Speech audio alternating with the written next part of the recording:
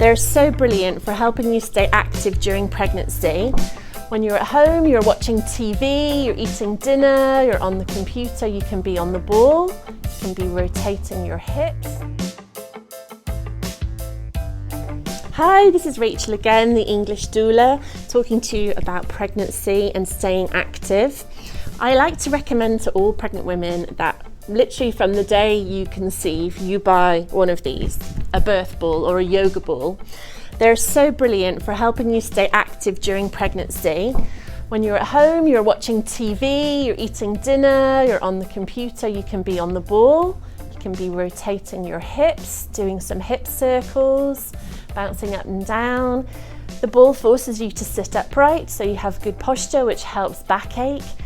And then you can even take it to work with you. When you go into labour, the ball is brilliant. It's a really good way to stay active, to stay upright, because the best thing during labour is to use gravity to help your baby to come down into your pelvis. That's going to help you to have a much easier birth.